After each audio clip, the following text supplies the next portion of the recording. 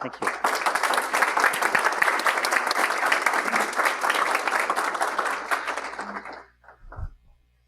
Thank you. I'd be happy to answer any questions I can about myself, or more excitingly, the book or the restaurant, or any of the projects we're involved in. And especially about the book. The book has done very well so far. It's been released for about 2 weeks. It's been a labor of love. It's taken about 15 months of work. It is a book that we did, actually, much to the publisher's surprise, we did on time and on budget, which I think they tell me is quite rare in the publishing industry. And even though it is a story of the restaurant, people ask what the cookbook's about. It's really not a cookbook, but a story of the restaurants. We're about 12 years old now, and I say it's a story of the restaurant as told through narrative, photographs, and recipes. And when we first decided to do the book, the first thing I did is I went through the archives of all the dishes that we've had done for the past 11 years, and there were a lot. We kept everything in file, and I was really excited. I thought, well, we'll document the history of the restaurant and our evolution through the restaurant. And I found that looking through everything that I was not impressed with, in fact, embarrassed with a lot of the previous work that we had done. And we had agreed to do photo shoots over a 15-month period so we could capture all the seasonal nuances, the seasons, but also the seasonal nuances throughout the year, and be able to capture the full range of ingredients that we work with at the restaurant. And it ended up turning out that the dishes that we decided on were all the current dishes that were on the menu. And during the 15 months that we shot, to the point where when I look at the dishes that we shot a year and a half ago, I see a certain amount of datedness into it and wondering why we were doing those in the first place. So about 10% of the recipes are signature dishes. There's recipes that have kind of come and gone. There's certain dishes that we do throughout the year in season that we really like and the restaurant has become known for. So those are represented in the book. But even though it is a story of the history of the restaurant, the actual recipes and photographs represent the past 15 months in our evolution. There is a reason for that. I think in thinking about why that happened, there's a part of the book in which we talk about cuisine being dynamic, food being such an inherent part of our culture, whether we know it or not. There's the cliche of food, clothing, and shelter. How we nourish ourselves, how we feed ourselves, how we energize our bodies to do what we do is such an ingrained part in the human psyche and our culture that sometimes we take it for granted. And here in the United States, I consider myself an American cook, an American chef, even though a lot of my training has been outside in much more diverse and rich culinary cultures. But, it's very nascent. It's very young here in the United States. But we are growing and we are maturing really, really fast. Cuisine is a living, breathing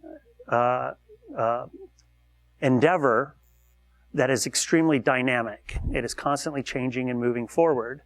And that's what happens with the food that we do at the restaurant.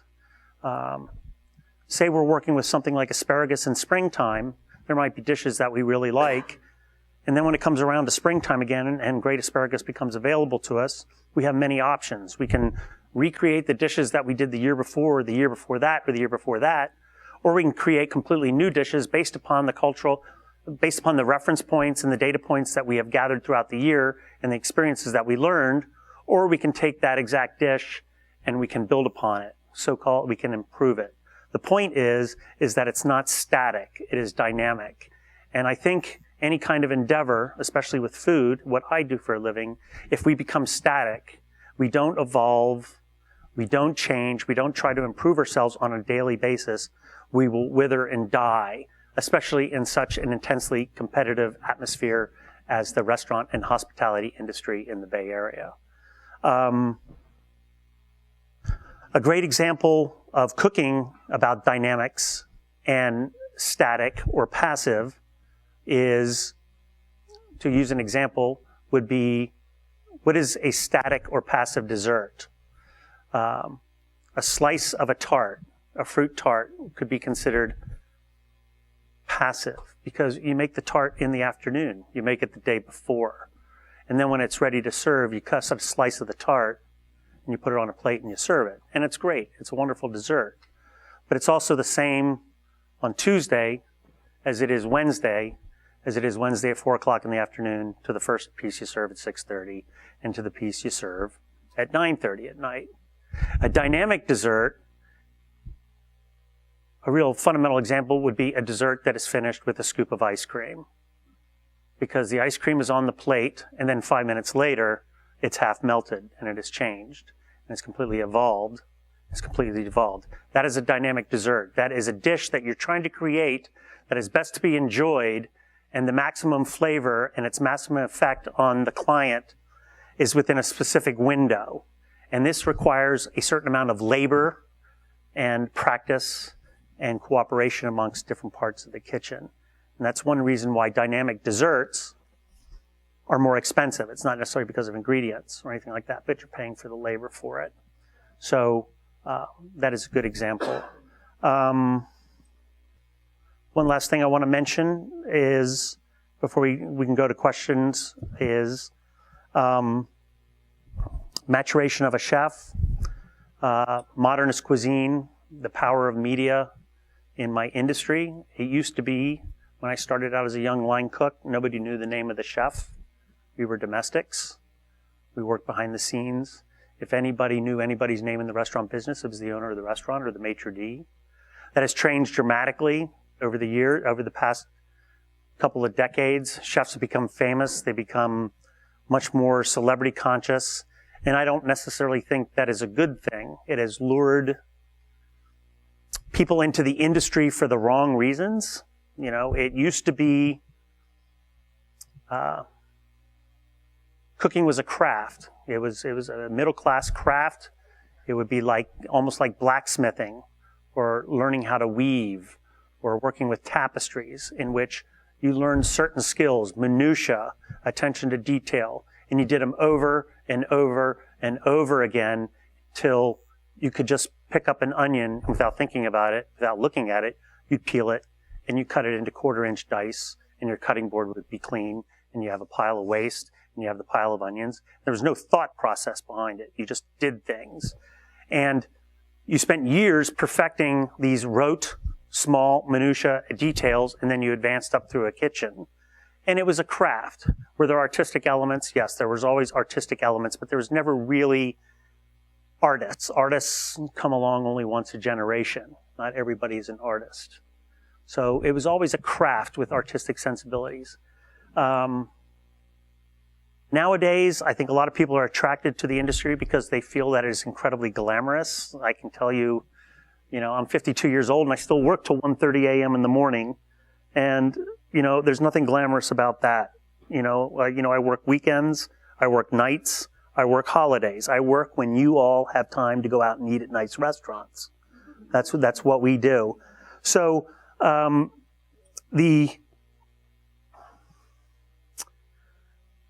the final maturation in a chef is not when things are brand new and you see things that you've never seen before, or you're bedazzled, or the media tells you a dish or a new restaurant is great. The last thing that happens in a chef's development, when they are mature, when they're confident in their own abilities, when they're confident in their style, is that they're cooking the most simple food they've ever cooked in their entire life. Because they are confident in their technique, in their perfection of their technique. They are buying the best possible ingredients, which they can buy, because any chef worth their salt will tell you the single most important thing in cooking is always buying the best possible quality product that you can afford, which usually means catching things at the peak of their season because they're at their best and at their cheapest, a win-win situation. And then gently nudging them forward to where they are showing at their very best. Any flim-flammery, wizardry, gimmickry that covers up the inherent beautiful qualities that nature gives us is usually the last thing jettisoned by an immature cook. A lot of the molecular gastronomy and gimmickry you will find is mostly chefs who are trying to impress other chefs and not necessarily offering the best possible experience to you, the paying client. So that's really all I have to tell people at Google today. I'd be happy to answer any questions that you might have about the book. Or he's asking why I felt that now was the best time. It wasn't completely my decision. I had been wanting to write a cookbook for the longest time. I had written several proposals over the years, even with the same publisher who eventually accepted us, and I was always rejected for whatever reasons. And then the third time it was accepted. And in conversations with him, he told me that, well, now the restaurant had a story to tell, now that I had a story to tell. And it was interesting because I really fought to put the proposals together. Everything was kind of forced. And it was, okay, I have a restaurant and people are starting to hear about the restaurant. So my next step is to write a cookbook. I have to do this. And then I just kind of forgot about it. And then when the final proposal was accepted, it kind of happened really naturally and really organically. And a lot of the comments that we receive about the book is that there is a naturalness to the book that's reflective of the restaurant and what we do at the restaurant, that it wasn't forced. It wasn't like it was time to write a cookbook. It was a cookbook that is naturally telling our story. So I think it's more of a feel, and just things fell into place. I found the right photographer. The writer who I really wanted to work with all of a sudden became available and wanted to be involved in the project. And of course, it was accepted by a publisher I had great respect for. Do I have a favorite season in mind? If I had to pick one, it would probably be right now, the fall, because, we have the best of, the bounty of summertime, but we're starting to move into a little bit, we can start cooking with red meats again. Red wine comes into play, cooler nights, that sort of thing. But the great thing about cooking seasonally is you cook with all the bounty of a particular season, and right when you're getting really bored or tired of it, you're moving out of it. And you're moving to new and more exciting things. And then for 9 months, you don't have to worry about it. And when things come around into the cycle, you're re-energized. You're re-energized and think about things. So, I like cooking all times of the year. Believe it or not, my least favorite time is summertime. Everything's so leafy and tomatoey and, it's frivolous, which is nice. It's nice. It's nice for 3 months, but it's not my favorite. Okay. Every year we do a tomato dinner where every course has tomatoes in it. And it's a celebration. Actually, it's a celebration to celebrate the relationship I have with Love Apple Farms, which is the farm that we work with, who supplies much of the produce to the restaurant year-round. And she was originally a champion tomato grower. I first originally bought tomatoes from her, before we expanded the relationship. And tomatoes are still a very big part of what she does and how she does it. So every year we do it. We try to change the dishes up. So it's getting harder and harder right now, to try and not repeat dishes. We're trying to create our tomato desserts. We're like on our 10th tomato dessert. It's really hard at this point. She's asking what dishes I've seen evolve over the years and how I've seen the involvement over the years, pretty much. There's a dish that we do called Into the Vegetable Garden, which is on the menu all the time. It's on the menu all the time, and it's the only dish that's on the menu all the time with the exact same wording all the time, but the dish is different every day. I know that sounds strange, but what it is, the rule is that everything that comes from Love Apple Farms on a daily basis, there has to be an item of that on this plate. And if it's not from Love Apple Farms, it can't be on this plate. It's a celebration of this relationship that we have. One cynically could say it looks like a green salad. But, there's anywhere in the handful of bites, the 4 to 5 bites that are on the plate, there's anywhere from 45 to 60 ingredients on the plate every day.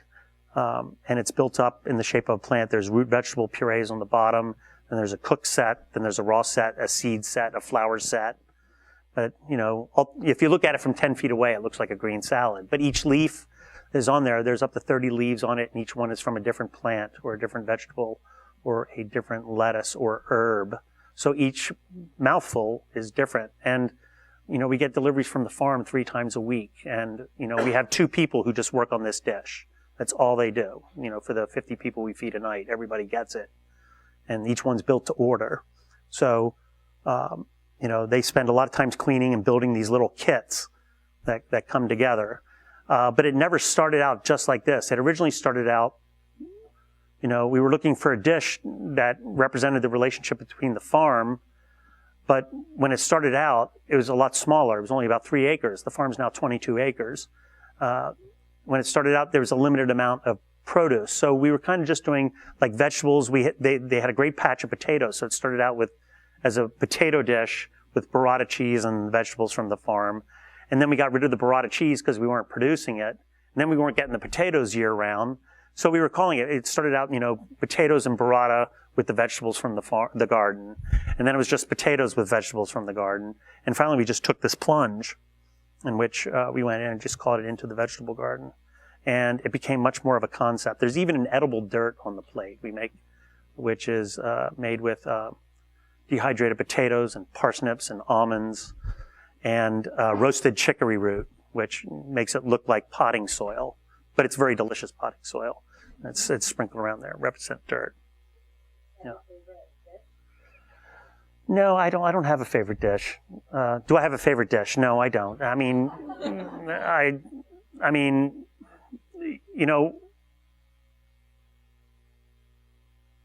orchestrate everything. I got a team of 14 people in the kitchen for feeding 55 people a night.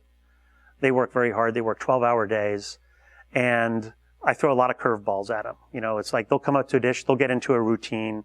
And once we're into routine and everything is going really well with the menu, that's usually when I want to change things, and try new ideas and things. We do only tasting menus. We do a 6-course menu and a 14-course menu. So for me, it's not necessarily dishes, but it's the meal. And, we look at different points of the meal. It's like you have chapters. You have like an introduction of flavors and things rise up. The garden is kind of like the climax, the garden dish, which is right smack in the middle. And then there's a denouement. We finish with a piece of red meat, but it's not the biggest portion that you're going to get. It's actually going to be the garden dish in the middle of the meal. So it kind of slowly descends. Then we have desserts, and we kind of want to finish like a whisper or like really, really quiet at the end. And we start with a dish and finish with a dish that looks exactly alike. But the flavors are completely different. The first ones are savory and the last ones are sweet. You can see it in the book. And it kind of denotes the full circle of the meal. So I'm not looking at specific dishes, but I'm looking at an arc of the meal and how I can tweak the experience along that arc. I think if you're doing a meal that involves 10, 12, 14 courses, each dish can't be really, really complicated because then you can't process everything. Everything needs to be simple, because it all adds up. And ultimately, if you're eating an appetizer, main course, and dessert at a restaurant, or you're eating a 15-course tasting menu, one is not bigger than the other. I still think a meal should consist of 25 bites of food, 25 small bites of food. You can do it with 3 plates of food, or you can do it with 15 plates of food. So what you're paying for, or what you're looking for, is really a diversity or variety of tastes and textures and experiences. A lot of people don't want that. A lot of people want a plate of food. They're going to have 6 or 7. A dish evolves. You have that first bite. It's explosive. It's different. And you enjoy it more and you enjoy it more, and things mix together, that sort of thing. I understand that experience. That's a great experience. But then there's, a tasting menu where you have 2 or 3 dishes. Maybe there's a little bit of a palate fatigue after the 3rd bite. But then you know what? It's finished. It's whisked away, and you have another small sample. That's probably a little bit different. Hot dish following a cold dish, something crispy followed by something soft, something vegetal followed by something that has real oceanic or saline flavors. That's kind of how we look at it in the kitchen as opposed to individual dishes. Okay, he's asking how increased dietary restrictions and or aversions affect what we do at the restaurant and how we deal with it. Funny story, I was cooking in France at a restaurant, a great friend of mine who has a great restaurant in France. I was cooking over there and we were doing a special dinner and we were cooking and an order came back and it had some dietary restrictions on it. And he turns around and says to his staff, 4 Americans on table 22. Because you'd be amazed at how much of an American phenomena this is. America has more dietary restrictions and allergies than any country on the planet. Or at least they express them in a restaurant. It is extraordinary. I was saying at lunch today, 35 to 40% of my diners every night make some sort of change in the menu that we're preparing for them. to suit their personal needs. 35 to 40%. I would say that 80% of them are not allergies. They are people who don't like red peppers, or they don't want me to do mushrooms for them because they don't like mushrooms. And that's fine. We do what we can. We don't say no to anybody. We do everything within our power. But my feeling is my restaurant at this point, my price point, and what we do, we worked very, very hard to craft a really great sensual experience, a hedonistic experience. We want you to come in for 3 hours, turn off your cell phone, forget about your frantic lifestyle. You have a chance to escape. That's what you're paying for when you come to Manresa. We hope you like the food, but the service, the ambiance, everything we do is to make you forget everything and just really enjoy yourself and we're an oasis. We're an oasis in the middle of Silicon Valley, and that's what you're paying for. And I like to think that people come here and they let them put themselves into our hands and allow us to do everything possible we can to craft that experience, because it's what we do. It's what we do for a living. But sadly, that's not the case. And I understand people who have severe nut allergies or can't eat peanuts. But I'll tell you, I have people who come in and say they won't eat food that had a mother. I have people who say they won't eat food that has the color in green in it. And I'm serious. They want to do tasting menus. And we have to create 15 to 18 different plates of food on the fly. We have to make it up at the beginning of the meal. And we do our best, but we're not giving them the best experience we can get. The worst is the people who don't do, people call, make a reservation. We call to confirm. We always ask, do you have any allergies? Do you have any restrictions? They're the ones who don't say anything and then come in and say they're vegan. They're vegan. Vegans with nut allergies. Oh my God. Oh my God. Tasting menus. Tasting menus. And I'm not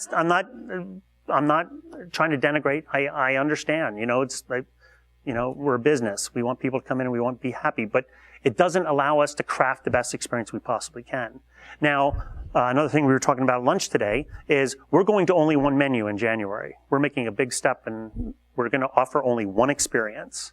We're going to offer the best menu that we can put out every night. But if someone wants 3 courses, we're going to say fine. We're not going to say no to anybody. If someone wants 7 courses, I got to be out 2 hours. I want to go to a show at the Mountain Winery. I need to be out. I just want to do 5 courses. I got a guy who comes to my restaurant 5 times a month, and he only does 3 courses, and he buys a lot of wine. I'm not going to all of a sudden tell him, you know what, you can't come to my restaurant anymore, because we're going to say no to nobody. That said, for us to craft the experience, we have to know every single bit of information about the customers that we do. We feed 300 people a week. We feed 300 people a week. We feed 50 people a night.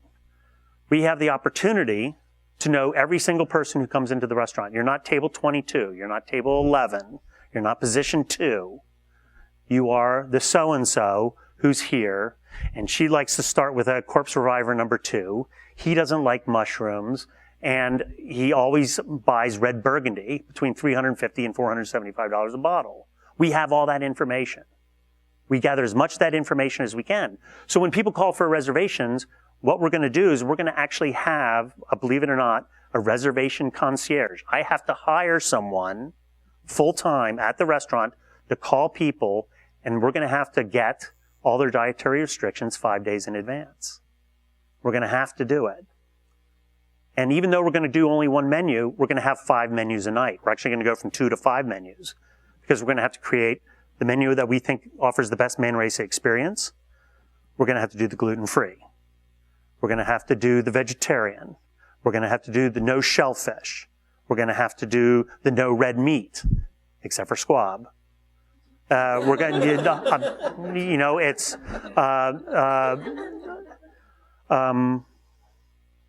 and organize this. And what we would like to do is know what every table is going to eat. Every single person's going to eat. We want to know at 3 o'clock in the afternoon.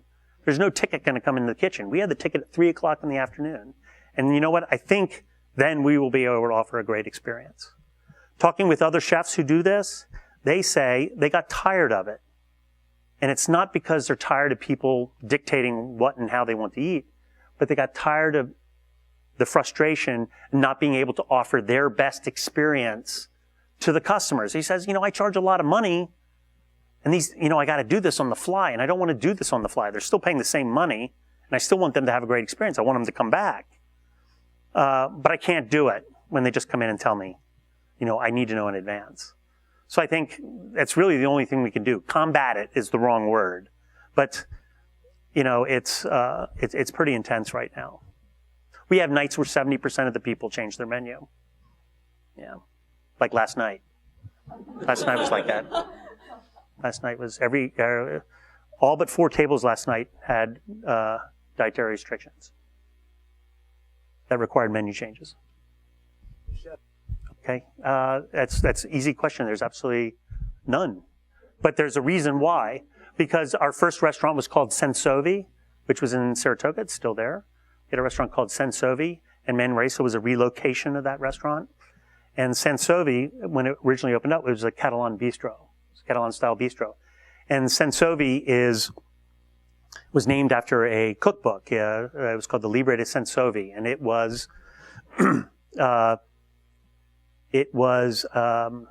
before the discovery of the New World, it was the most influential cooking manual in all of Europe. It codified all the most famous recipes in all of Europe.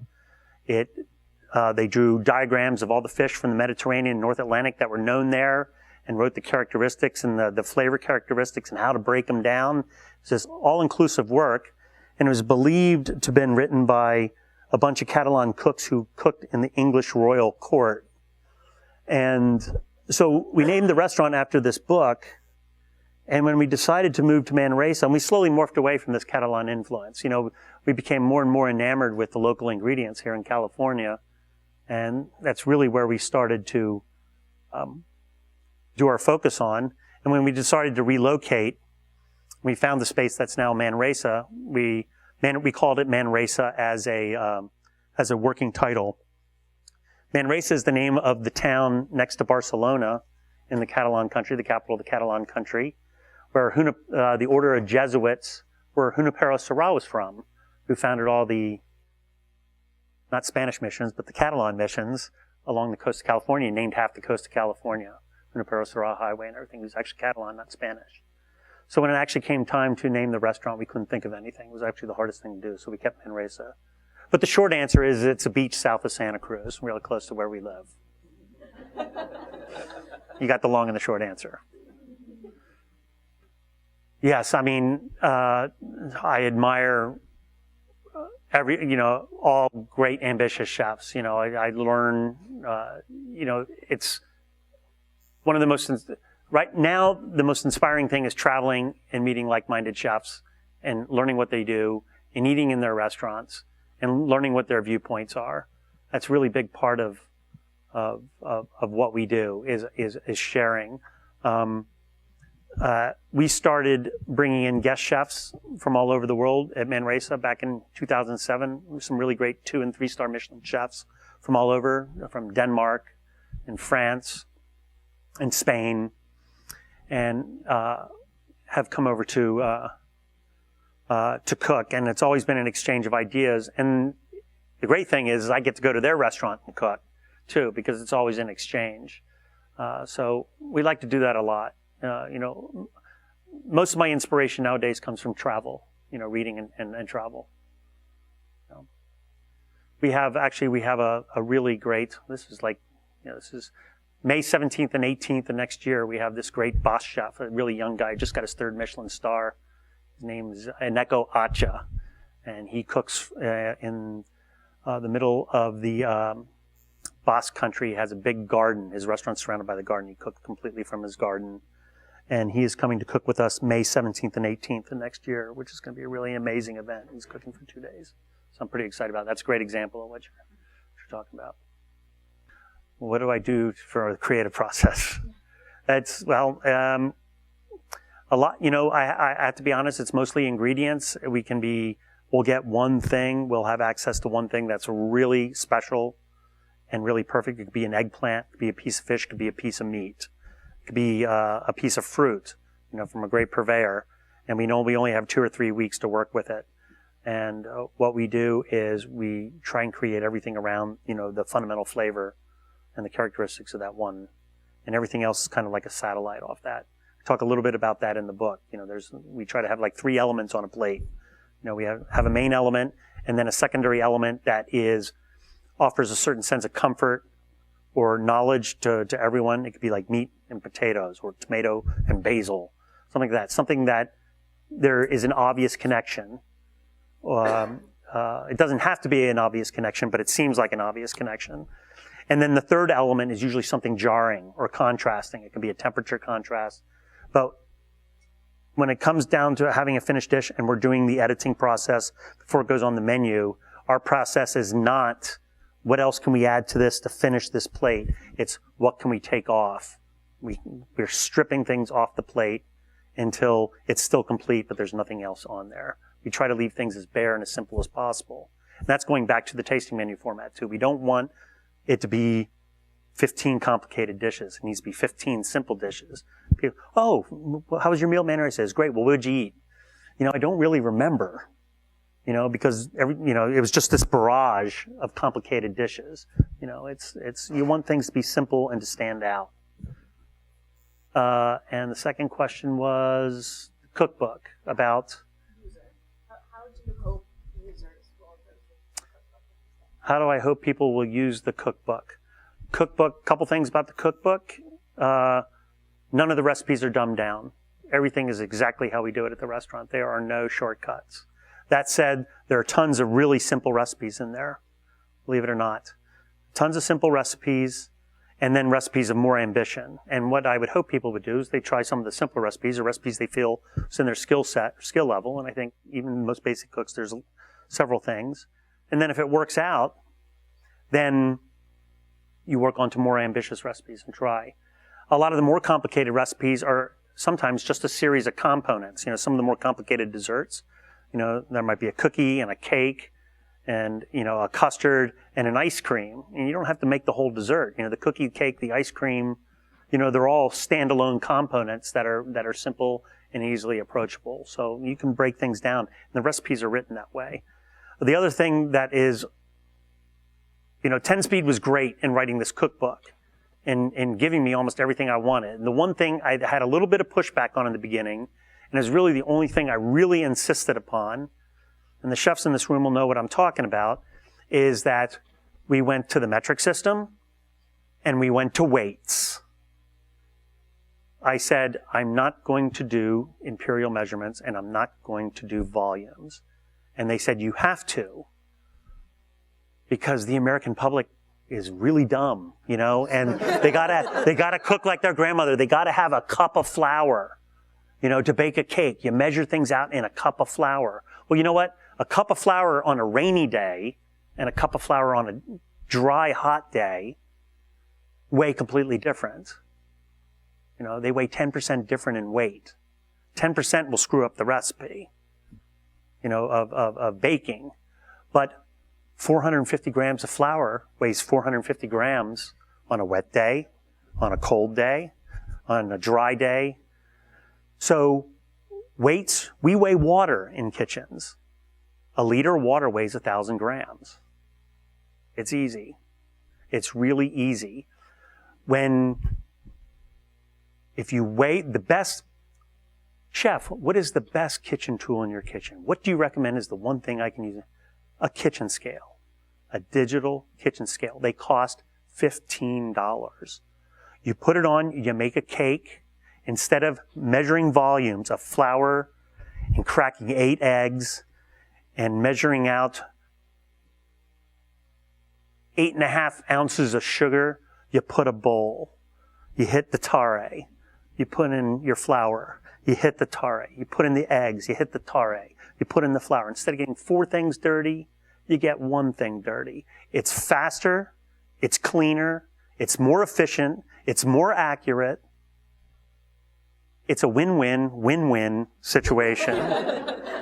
It's so easy. Metric system changes everything. Weights change it. Guys, am I right? Yeah.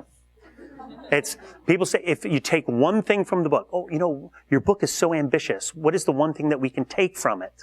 The one thing you can take from it is we weigh ingredients in the professional kitchen. You should weigh ingredients at home if you're going to follow recipes. Weigh them.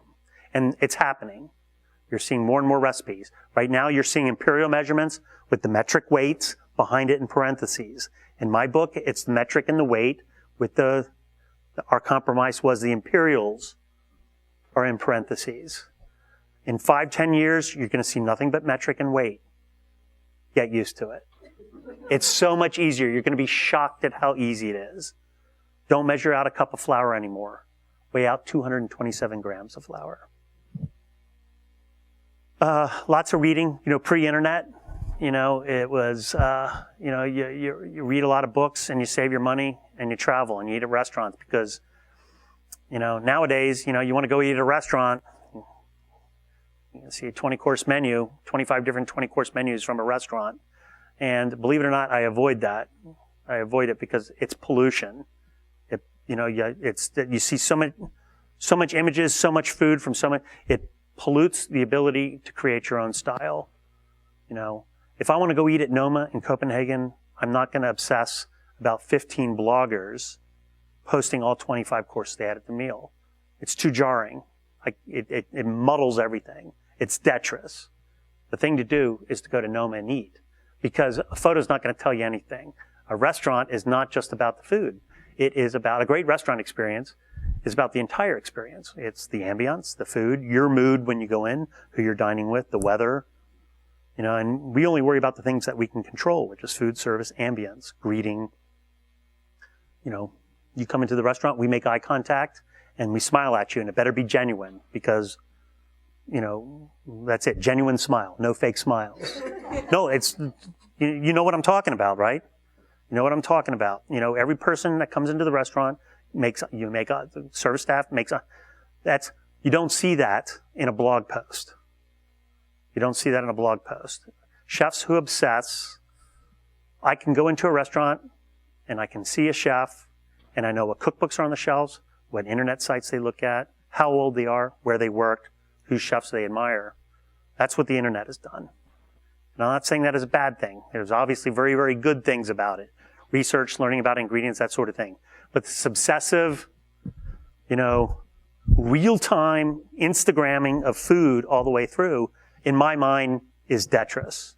It blocks, it causes blockage in my ability to create. We try to make it as collaborative as possible. We meet every quarter.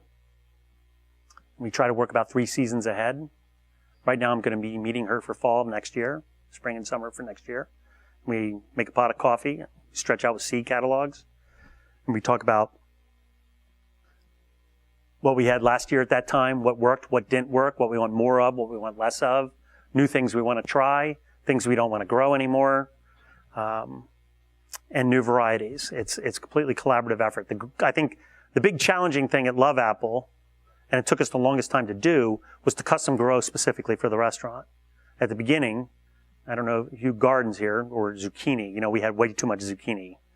You don't need much. You don't need many plants. And we had way too much salad greens, but we had these big gaps in carrots, onions, and leeks. We'd have it for 3 weeks, then we wouldn't have anything for 6 weeks. But what we had done is fine-tuned, working together on what the restaurant wants and what our needs are, our basic needs are, and what we want to do to collaborate. And we've grown the correct amounts. And now we grow the correct amount of sorrel. Now we don't gap on carrots. That sort of thing. And to me, that's really impressive, what she has done at the farm to make that happen. And that said, she always has a couple of things growing on her own for her own interests that she likes to present to me. And what do you think of this? Oh, that's great. Let's work with it.